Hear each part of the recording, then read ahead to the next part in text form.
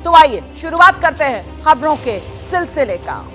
और अब सबसे पहले इस वक्त की बड़ी खबर आपको बताने जा रहे हैं। उत्तर प्रदेश के पूर्व विधायक अमरमणि त्रिपाठी आज रिहा होंगे। आप ये जानते हैं मधुमिता शुक्ला हत्याकांड में उम्र कैद की सजा मिली थी अमरमणि त्रिपाठी को, लेकिन अच्छे आचरण के आधार पर यह रिहाई का आदेश जो दिया गया और आज रिहाई होनी है। राज्यपाल की तरफ से यह रिहाई का आदेश दिया गया था। अमरमणि की पत्नी मधुमणि को भी आज ही रिहा किया जाएगा। गोरखपुर के डीएम के पास बॉन्ड भरने के बाद दोनों को रिहा कर दिया जाएगा।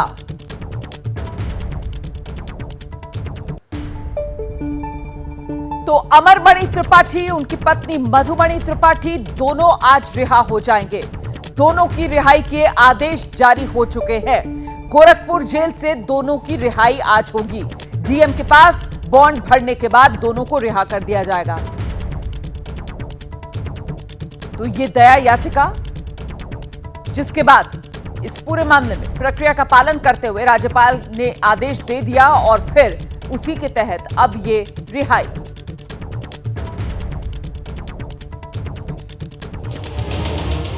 तो ये जो पूरा हत्याकांड था, मधुमिता हत्याकांड, इसके बारे में जरा आपको विस्तार से जानकारी दे देती हूं। उभरती हुई कवयित्री थी मधुमिता शुक्ला।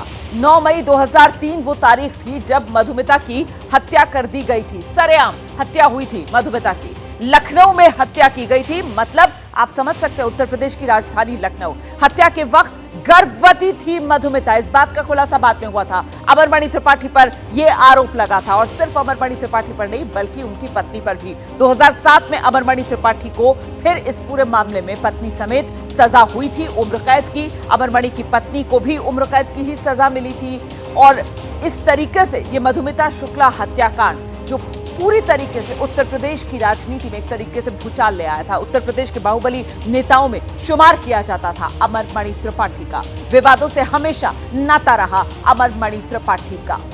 इतना ही नहीं, जो नौतनवा सीट है उससे विधायक अमरमणि त्रिपाठी और एक तरीके से इन्हीं के दबदबे वाली वो उत्तर प्रदेश महाराजगंज की नौतनवा सीट मानी जाती रही। उत्तर प्रदेश की कई सरकारों में मंत्री रहे अमरमणि त्रिपाठी। महाराजगंज में सियासी दबदबा अमरमणि त्रिपाठी का रहा। जेल में रहकर अपने बेटे को भी विधायक बनवाया अमरमणि त्रिपाठी ने। 2017 विधानसभा चुनाव उत्तर प्रदेश, इन्हीं के बेटे विधायक बने थे इसी नौतनवा सीट से।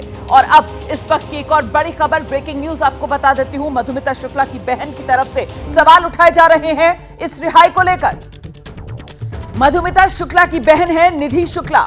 रिहाई के आदेश पर निधि शुक्ला ने सवाल उठाए हैं। रिहाई के ऑर्डर को अंधेर करार दे रही है निधि शुक्ला। सुप्रीम कोर्ट में सुनवाई से पहले इस तरीके से रिहाई कर देना यह फैसला गलत होगा, कहना है निधि शुक्ला का। सुप्रीम कोर्ट में सुनवाई है, यह अंधेर मचा रखा है। निधि शुक्ला ने दरअसल सुप्रीम कोर्ट का दरवाजा खटखटा दिया है और निधि शुक्ला बता रही हैं कि इस बाबत उन्होंने जानकारी राज्य सरकार को भी दे दी है कि जब तक इस मामले में सुप्रीम कोर्ट में सुनवाई ना हो जाए तब तक रिहाई ना हो। सुनाते हैं आपको।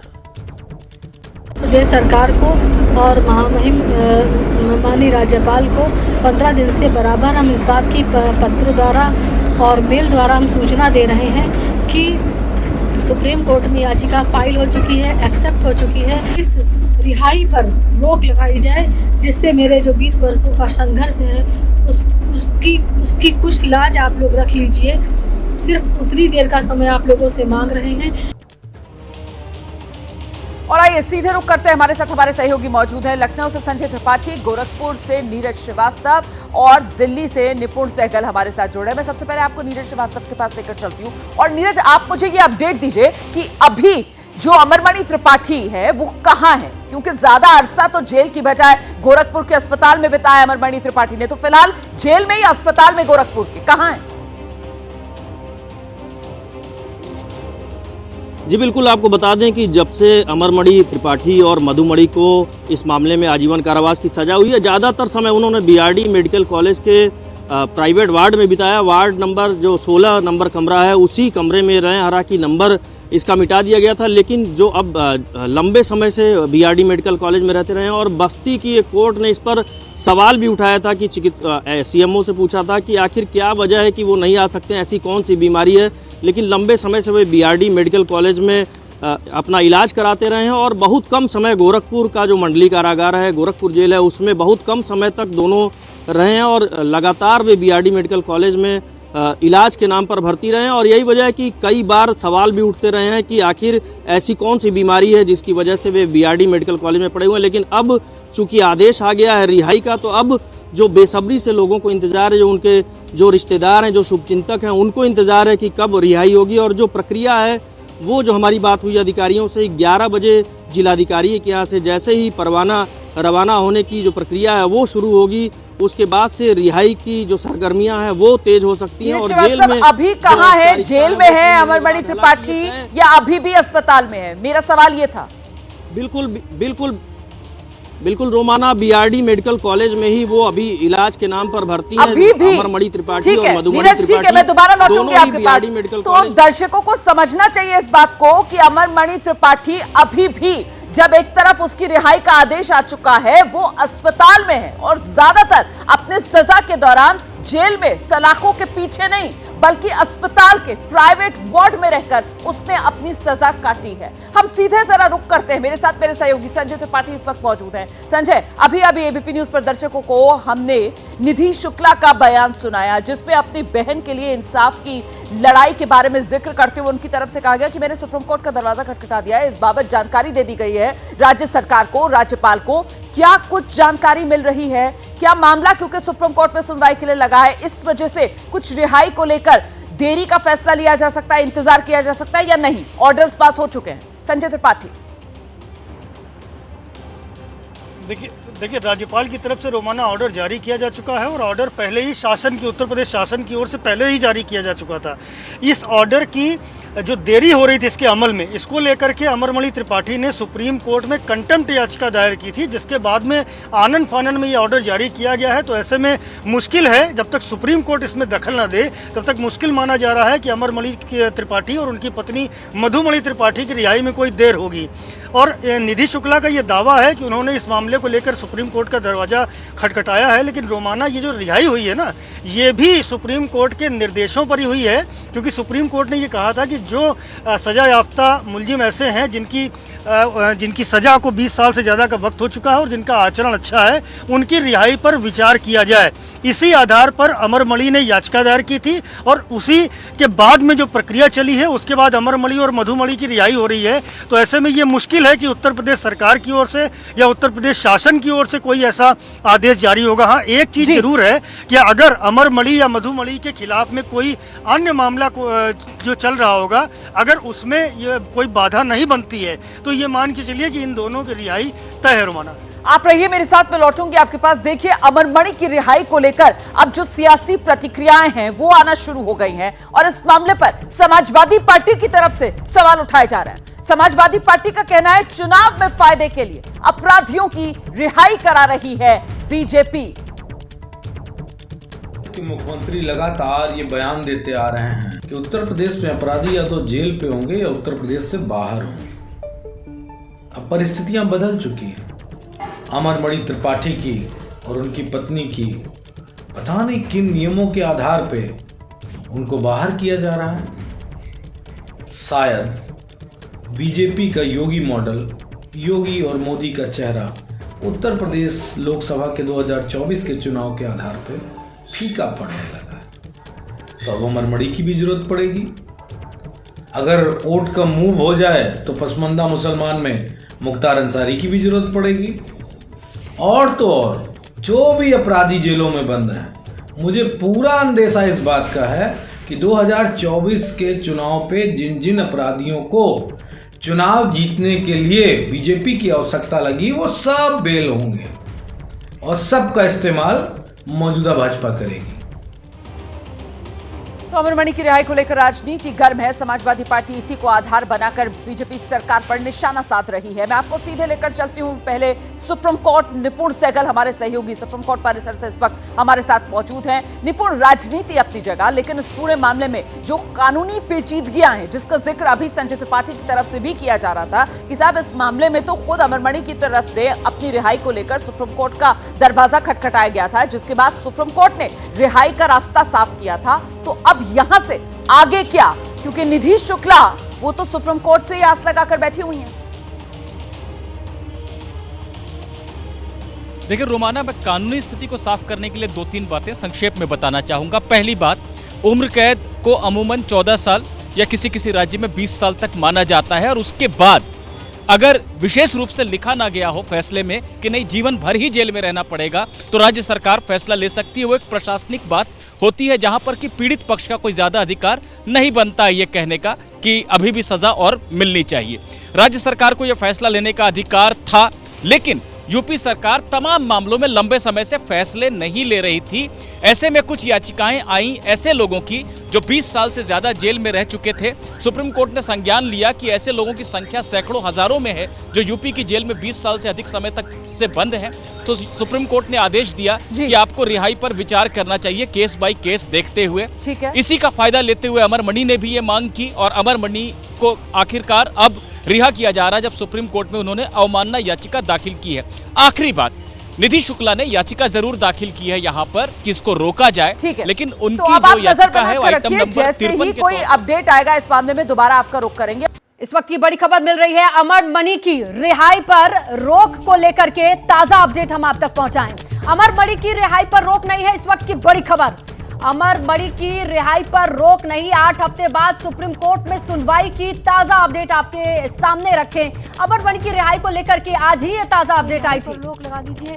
अधिकारियों ने झूठ बोलकर, भ्रष्टाचार में वो लिप्त है, झूठ बोल करके गलत कागज उन लोगों ने आपको भेजे हैं। जो कागज हमने भेजे ये मेरे कागज नहीं है, वो सरकारी कागज हैं जो आयोग से लड़ाई लड़के हमने आरटीआई से प्राप्त किए हैं। वो सरकारी कागज ये बताते हैं कि 2012 से 2023 तक अमर मणि जेल ही नहीं गया।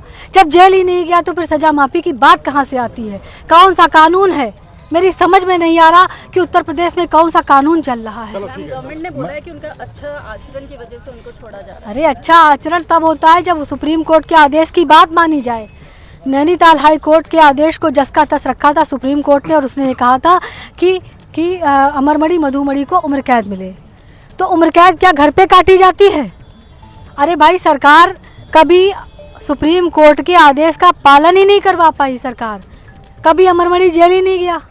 कौन सा अच्छा चाल चलन? हरिद्वार का कैदी माननीय मुख्यमंत्री के गृह जनपद गोरखपुर में बीआरडी मेडिकल कॉलेज में 15 और 16 नंबर पे 5 स्टार होटल में रह रहा है। तो ये अच्छा चाल चलन है? ये सारे अपराधी जेल से बाहर निकल के अस्पताल में शिफ्ट हो जाए, और जो उत्तराखंड के कैदी सब उत्तर प्रदेश में आ गए हैं। तो ये कौन सा अच्छा चाल चलन है? आप कुछ सोच लीजिए, रिहाई पर रोक लगा दीजिए। और इनको सबको पता था कि आज तारीख है, आज सुप्रीम कोर्ट में तारीख है, इसीलिए 24 तारीख की रात में ये कांड हुआ है। मधुमिता की बहन निधि शुक्ला हमारे साथ। सुना आपने, मधुमिता शुक्ला जिनके हत्याकांड के सजा के तौर पर उम्र कैद की सजा सुनाई गई थी अमर मणि को, इनकी रिहाई पर रोक के लिए कोर्ट से किस तरीके से इनकी बहन निधि शुक्ला अपनी बात कहती नजर आई। 8 हफ्ते के बाद सुप्रीम कोर्ट में सुनवाई की तारीख मिली है। सुप्रीम कोर्ट ने यूपी सरकार को नोटिस जरूर जारी किया है, क्योंकि मधुमिता की बहन ने रोक की मांग की है। याचिका में रिहाई पर रोक लगाने की मांग की गई है, और ऐसे में फिलहाल इस रोक पर जो ताजा अपडेट ये है कि अगली तारीख दी गई है, रिहाई पर रोक नहीं लगाई गई।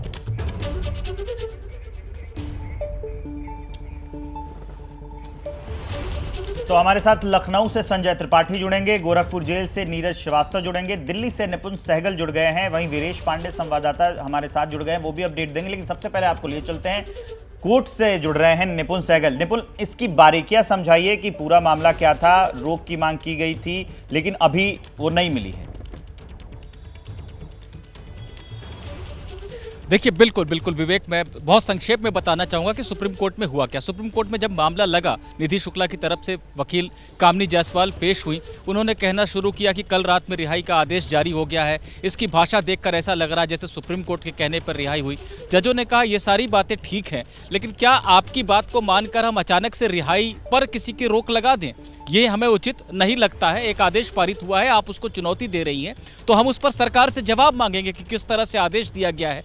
लेकिन हम ये नहीं समझते कि आपकी बात को तुरंत सुनते हुए इस पर रोक लगा दें। तो सुप्रीम कोर्ट ने 8 हफ्ते में जवाब मांगा यूपी सरकार से और साफ तौर पर रिहाई को रोकने का कोई आदेश नहीं दिया है। ऐसे में रिहाई का रास्ता साफ है अमरमणि और उनकी पत्नी मधुमणि के लिए। बिल्कुल। और इसके अलावा चलिए अब हम रुक करते हैं लखनऊ का और जानने की कोशिश करते हैं संजय त्रिपाठी से कि आखिरकार कौन सी चीजों को देख करके ये रिहाई का आदेश आता है, क्योंकि बहन जो है वो साफ तौर पे कह रही है कि अच्छा आचरण कैसे जब वो गोरखपुर में बीआरडी में मौजूद थे।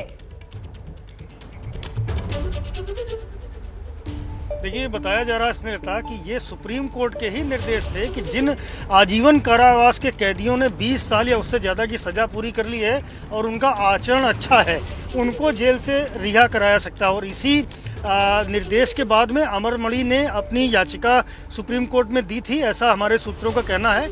और उसी के बाद में लगातार जो सुनवाई हुई और आदेश पारित हुआ है, उसके आधार पर ही ये रिहाई की गई है।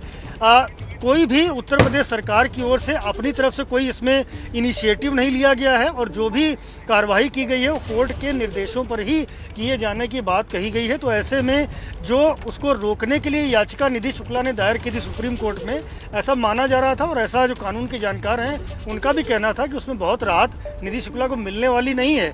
अब तैयारी की जा रही है गोरखपुर में कि जैसे ही जिलाधिकारी की ओर से ये परवाना जारी किया जाएगा, गोरखपुर मेडिकल कॉलेज में चूंकि अमरमणि और मधुमणि दोनों इस वक्त मौजूद हैं, तो यदि ये भी हो सकता है कि उनको जेल ले जाया जाए और जो कानूनी कार्रवाई होनी है वो जेल से पूरी की जाए। उसके लिए पूरी तैयारियां हो रही हैं और बस इंतजार किया जा रहा है डीएम के ऑर्डर का। उसके आने के बाद ही आगे की कार्रवाई हो सकेगी, बशर्ते कि एक पेच ना फंसे किसी अन्य मुकदमे में, क्योंकि अमरमणि पर कई और पहले के मुकदमे भी चल रहे हैं। किसी और मुकदमे में उनकी सजा को लेकर के उनके बिल्कुल संजय, देखिए ये तमाम चीजें बहुत पेचीदा होती जा रही हैं, लेकिन रिहाई की खबर पर राजनीति जरूर गर्म है। देखिए, विरोधी बीजेपी पर निशाना साध रहे, कुछ रिएक्शन आ रहे हैं, आपको दिखाते हैं। उत्तर प्रदेश के मुख्यमंत्री लगातार ये बयान देते आ रहे हैं कि उत्तर प्रदेश में अपराधी या तो जेल पे होंगे या उत्तर प्रदेश से बाहर होंगे। अब परिस्थितियां बदल चुकी हैं। अमरमणि त्रिपाठी की और उनकी पत्नी की पता नहीं किन नियमों के आधार पे उनको बाहर किया जा रहा है। शायद बीजेपी का योगी मॉडल, योगी और मोदी का चेहरा उत्तर प्रदेश लोकसभा के 2024 के चुनाव के आधार पे फीका पड़ने लगा है। तो अब अमरमणि की भी जरूरत पड़ेगी। अगर वोट का मूव हो जाए तो पसमानदा मुसलमान में मुख्तार अंसारी की भी जरूरत पड़ेगी। और तो और जो भी अपराधी जेलों में बंद हैं, मुझे पूरा अंदेशा इस बात का है कि 2024 के चुनाव पे जिन जिन अपराधियों को चुनाव जीतने के लिए बीजेपी की आवश्यकता लगी वो सब बेल होंगे और सबका इस्तेमाल मौजूदा भाजपा करेगी। आदरणीय योगी जी, मानवता दिखानी है तो पीड़ितों के पक्ष में दिखाइए, यानी मधुमिता के परिवार के पक्ष में आपको मानवीयता दिखाने की आवश्यकता है। हत्या के अपराधियों के पक्ष में मानवीयता दिखाने की क्या आवश्यकता है? मधुमिता का परिवार न्याय की गुहार लगा रहा है। इस पूरे प्रकरण पर विपक्ष लगातार सवाल उठा रहा है, सरकार को घेरने की कोशिश कर रहा है। यूपी के जेल मंत्री धर्मवीर प्रजापति ने कहा है कि जेल से रिहाई व्यवहार के आधार पर होती है, उस पर सवाल उठाना राज्यपाल का अपमान है। जेल मंत्री ने कहा है कि विपक्ष के पास कोई मुद्दा ही नहीं है, इसलिए ऐसे आरोप लगाए जा रहे हैं। आप भी सुनिए। रिहाई के जो जेलों में कार्य के आधार पर, उनके व्यवहार के आधार पर, नीतियों के आधार पर फाइलें चलती हैं और माननीय मुख्यमंत्री जी और राज्यपाल महोदया के निर्देश के बाद ही जब निर्णय उनका होता है, उसके बाद भी निर्णय होता है। चुनाव आ रहा है तो विपक्ष को भी कुछ न कुछ बातें चाहिए, और वो चाहे वो होने लायक हों या न होने लायक हों। विपक्ष के पास में सही बात तो ये है कि कोई मुद्दा बचा नहीं है।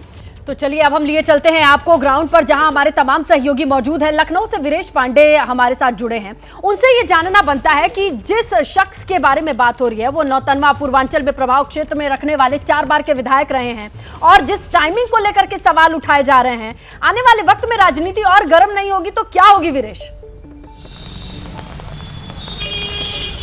देखिए, राजनीति इस लिहाज से गर्म होगी कि 2024 का लोकसभा चुनाव है उत्तर प्रदेश में राजनीति के अपराधी के राजनीतिकरण के जनक के तौर पर हरिशंकर तिवारी को देखा जाता था और हरिशंकर तिवारी के शिष्य के रूप में, परम शिष्य के रूप में अमरमणि त्रिपाठी को देखा जाता रहा है। और अब हाथे की हनक खत्म हो गई है, यानी हाथे की हनक इसलिए खत्म हो गई है, हरिशंकर तिवारी का हाथा स्वर्गीय होने के बाद, उनके निधन होने के बाद जो हाथे की हनक पूर्वांचल में और खासकर गोरखपुर, महाराजगंज, देवरिया, कुशीनगर में देखने को मिलती थी, यहाँ की राजनीति को समझना होगा। ब्राह्मण और राजपूतों, क्षत्रियों के बीच में एक वर्चस्व की लड़ाई चलती रही है, जिसका एक नेतृत्व हरिशंकर तिवारी करते रहे और उनके शिष्य के रूप में अमरमणि त्रिपाठी यहाँ रहा और दूसरे का वीरेंद्र प्रताप शाही करते रहे। और वीरेंद्र प्रताप शाही के खिलाफ चुनाव लड़ाया हरिशंकर तिवारी ने, अमरमणि त्रिपाठी को चुनाव हार गए। लेकिन जिस तरीके से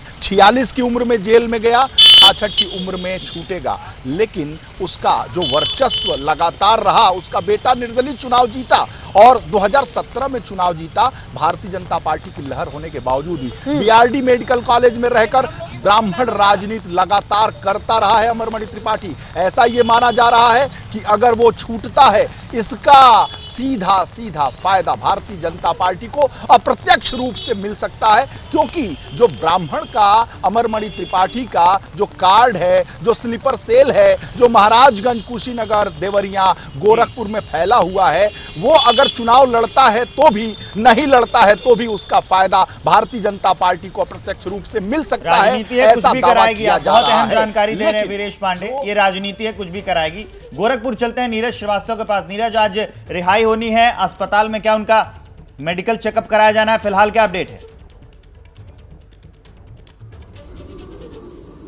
जी बिल्कुल, परवाना रवाना होने का इंतजार हो रहा है और अभी हम गोरखपुर जेल थे, वहां सुबह सन्नाटा पसरा हुआ था, लेकिन अब बीआरडी मेडिकल कॉलेज में अब थोड़ी बहुत चहल पहल बढ़ती हुई दिखाई दे रही है। और आपको दिखा देते हैं जो ऊपर का जो प्राइवेट वार्ड है, ये आपको दिखा देते हैं और ये तस्वीरें आप देख सकते हैं। और जो आगे की तरफ जो कमरा दिखाई दे रहा है, ये जो कमरा है, इसी के अंदर अमरमणि त्रिपाठी और मधुमणि यहाँ पर इलाज के लिए, और चूंकि अब रास्ता साफ हो चुका है इसलिए तस्वीर भी साफ दिखाई दे रही है। और नीरज, जब आप तस्वीरों को दिखा रहे हैं, दिखाते दिखाते बताइए कि कब भर्ती हुए थे, कितना वक्त बिताया, क्योंकि उधर जो बहन की तरफ से, मधुमिता की बहन की तरफ से आरोप लगाया जा रहा है कि ज्यादातर वक्त इसी अस्पताल में ही बीता है जेल के बजाय।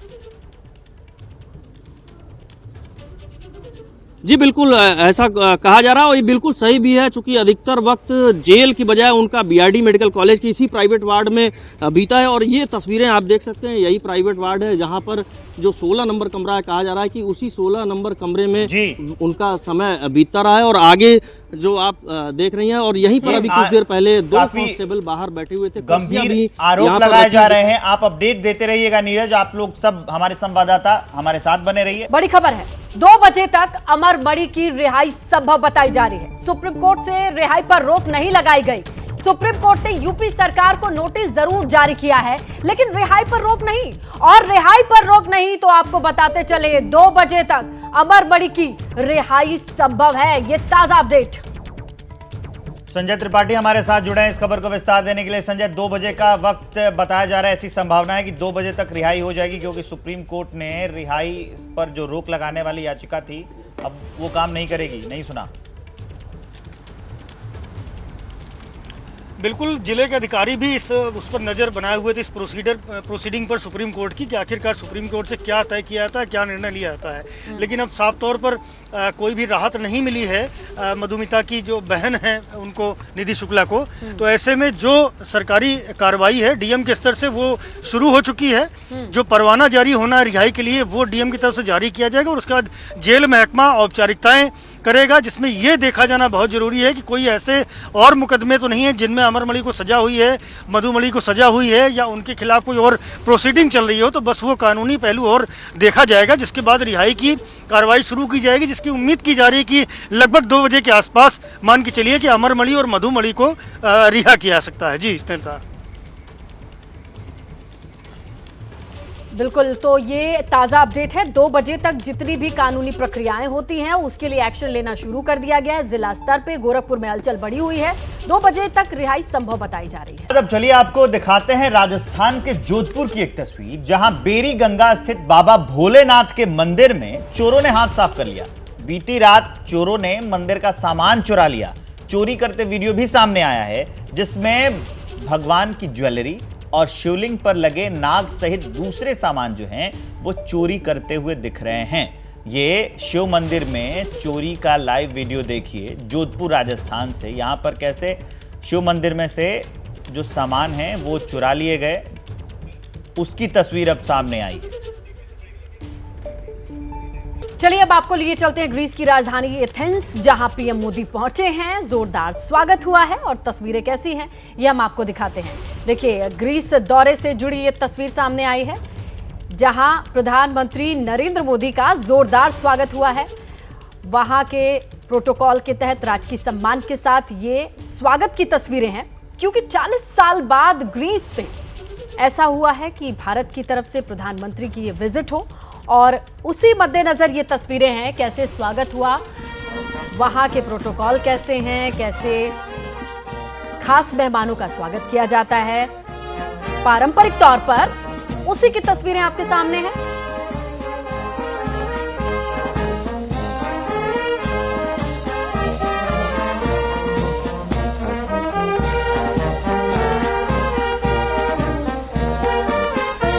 देखिए, ऐसा 40 साल बाद हुआ है जब ग्रीस की धरती पर भारत की ओर से प्रतिनिधित्व करते कोई पहुंचा हो। प्रधानमंत्री खुद पहुंचे हैं, ऐसे में उनका स्वागत किस तरीके से किया जा रहा है वहां के पारंपरिक तौर पर, ये आपके सामने है। इसके अलावा हमने आपको पहले रिपोर्ट्स दिखाई किस तरीके से वहां पर लोगों में एक्साइटमेंट है, वहां रह रहे भारतीयों में उम्मीद है कि प्रधानमंत्री के 40 साल बाद इस दौरे से काफी कुछ चीजें और बेहतर होंगी, और इसी सोच के साथ इस दौरे को प्लान किया गया है। काफी कुछ चीजें हैं जिस पर न सिर्फ चर्चा होनी है, चाहे व्यापार और समुद्र के जरिए कई ऐसे पॉइंट्स हैं जो पहले से तैयार करके रखे गए हैं दोनों देशों के बीच, जिसे डिस्कस किया जाना है, उस पर बातचीत होनी है। और उन बातचीत के बाद हो सकता है कि कोई खास चीज, खास तोहफा निकल करके आए, दोनों ही देशों के हित को ध्यान में रखकर। फिलहाल ये तस्वीरें आप देख रहे हैं एथेंस से, ग्रीस की राजधानी। प्रधानमंत्री नरेंद्र मोदी ग्रीस की राजधानी एथेंस पहुंचे। वहां पर कैसे जोरदार स्वागत किया गया प्रधानमंत्री नरेंद्र मोदी का, उस वक्त की तस्वीरें हम आपको दिखा रहे हैं। एयरपोर्ट पर विदेश मंत्री जॉर्ज जेराप्रेटिस जो हैं वो पहुंचे थे स्वागत करने के लिए, उन्हें रिसीव किया। होटल के बाहर भारतीय मूल के समुदाय के लोगों की भी तस्वीर आई जिन्होंने उनका जोरदार स्वागत किया, उसकी तस्वीर हम आपको दिखाएंगे। लेकिन फिलहाल प्रधानमंत्री नरेंद्र मोदी का कैसे स्वागत किया गया उसकी तस्वीर हम आपको दिखा रहे हैं। यह दौरा काफी अहम है। ये दौरा इसलिए भी खास हो जाता है कि 40 साल के बाद ग्रीस में कोई भारतीय पीएम पहुंचा है। इससे पहले 1983 में इंदिरा गांधी जो थी वो गई थी 40 साल पहले। उसके बाद सिर्फ प्रधानमंत्री नरेंद्र मोदी जो हैं ऐसे प्रधानमंत्री हैं जो वहां पर पहुंचे हैं 40 साल के बाद। और ग्रीस की राजधानी एथेंस में कैसे स्वागत किया गया है ये उसकी तस्वीरें हम आपको दिखा रहे हैं। बिल्कुल, वहां जो परंपरागत तरीके से खास मेहमानों का स्वागत किया जाता है वो हो चुका है। स्वागत के बाद ये फ्लीट आगे बढ़ती हुई आपको दिखाई दे रही है। एथेंस की सड़कों पर आप देखिए किस तरीके से स्वागत के लिए लोग जो इंडियंस हैं वो तैयार हैं, और मानो मिनी इंडिया बन गया हो ग्रीस। जगह जगह से ढोल नगाड़ों की ये गूंज आपको दिखाई और सुनाई देगी। अब ये दूसरी तस्वीर देख लीजिए, प्रधानमंत्री नरेंद्र मोदी का भारतीय समुदाय के लोगों ने कैसे स्वागत किया गर्मजोशी के साथ, जो ढोल नगाड़े बजाए और प्रधानमंत्री भी गर्मजोशी से मिले, सेल्फी खींची गई, उसकी तस्वीर हम आपको दिखा रहे हैं। जो प्रधानमंत्री यहाँ पहुंचे हैं उसमें ट्रेड और टेक्नोलॉजी से लेकर डिफेंस कोऑपरेशन की भी चर्चा की जाएगी, और ब्रह्मोस क्रूज मिसाइल खरीदने में भी दिलचस्पी दिखाता रहा है ग्रीस, तो उसको लेकर भी कोई डील हो सकती है। और ये तस्वीरें देख लीजिए कि जब प्रधानमंत्री पहुंचे हैं तो लोगों में कितना उत्साह। टॉम्ब ऑफ अननोन सोल्जर्स का जो म्यूजियम है, हम कह सकते हैं वॉर मेमोरियल है, जिसे एथेंस यानी ग्रीस ने डेडिकेट किया है। तो टॉम्ब ऑफ अननोन सोल्जर्स पे कैसे प्रधानमंत्री नरेंद्र मोदी श्रद्धांजलि दे रहे थे, पुष्प अर्पित कर रहे थे, ये तस्वीरें हमने आपको दिखाई। पत्रकारिता कोई इमोशन नहीं है, ना अपना कोई ज्ञान देना है और ना कोई विचार थोपना है। पत्रकारिता क्या है? पत्रकारिता का मतलब है सही जानकारी इकट्ठा करना और तथ्य बताना। पत्रकारिता आज जितने महत्वपूर्ण दौर में है शायद पहले नहीं थी। इस दौर से निकलने के लिए सिर्फ सच दिखाने की जरूरत है। वो सच जो आपके हित को आगे रखे। इसलिए अब रात 9 बजे प्राइम टाइम नहीं होगा, ये आपका टाइम है।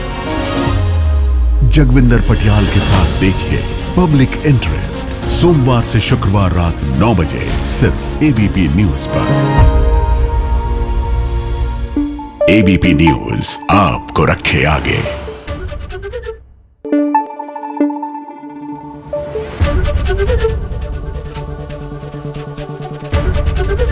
एबीपी न्यूज आपको रखे आगे।